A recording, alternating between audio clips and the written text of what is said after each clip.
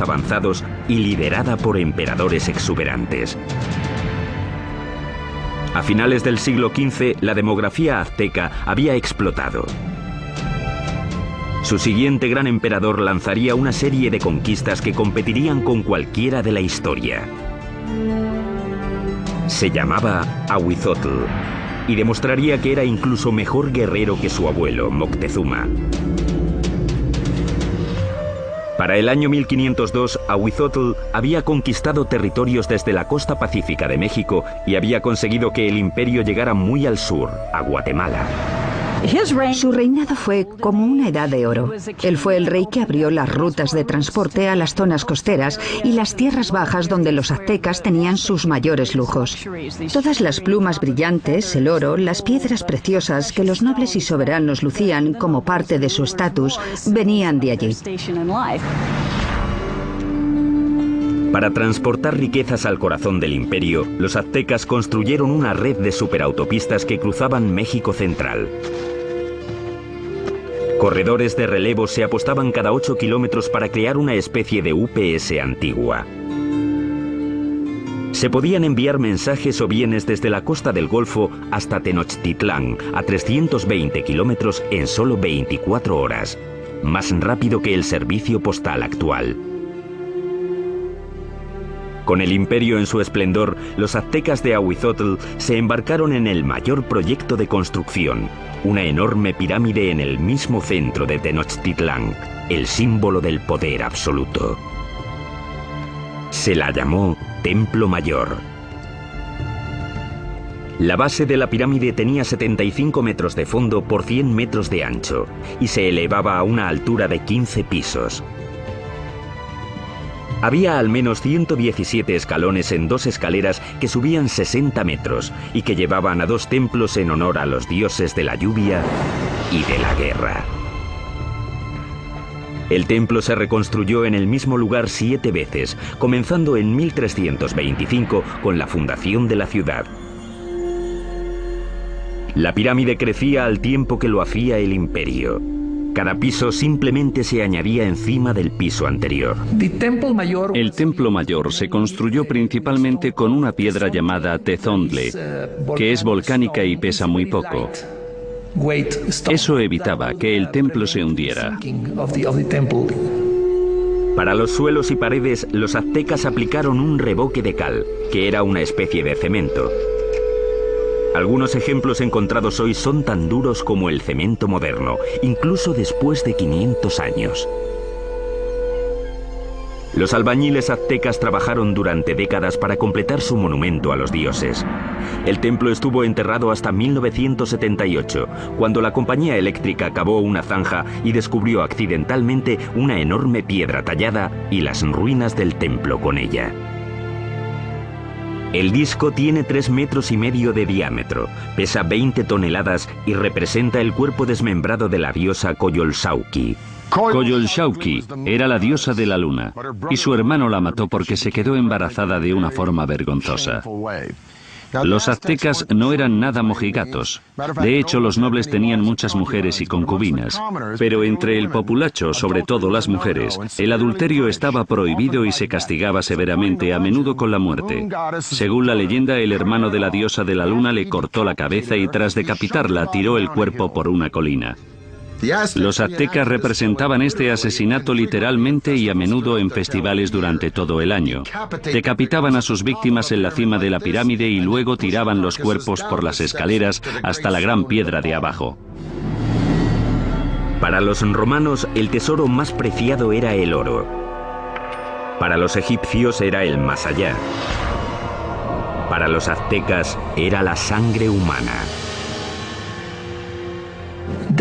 Creían que tenía que haber reciprocidad con los dioses, así que tenían que agradecer a los dioses dándoles lo más preciado que tenían, que era la sangre humana. Los aztecas la llamaban agua preciosa y creían que si los dioses no la recibían en grandes cantidades, el mundo acabaría en apocalipsis. Adornar los muros interiores de los templos con sangre humana fresca era práctica común. Y el olor tenía que ser horrible. Para dedicar su expansión del gran templo, el emperador Azuitzotl hizo un sacrificio en masa. Las cabezas de las víctimas se expusieron con orgullo en estantes alrededor del templo. Según las crónicas, dicen que sacrificaron a 20.000 personas. Desde un punto de vista práctico y desde un punto de vista científico, parece imposible. Así que creo que la crónica, que la escribieron fuentes españolas, quería decir que a sus ojos había muchos. Durante el reinado de Azuitzotl, las sangrías se dispararon. La vida en Tenochtitlán se convirtió en una orgía de muerte. Llevaban tanto a amigos como a enemigos para presenciar los sacrificios. Siempre eran sacrificios rituales, siempre son eventos, pero también eran declaraciones políticas, una forma de intimidación. En el momento de la muerte de Azuitzotl, los aztecas habían institucionalizado los sacrificios y habían convertido los asesinatos en el campo de batalla en un arte. Eran los guerreros más feroces de América, una élite que tendría un espectacular templo dedicado. Pero ni siquiera ellos estaban preparados para la guerra de los mundos que les iba a caer encima.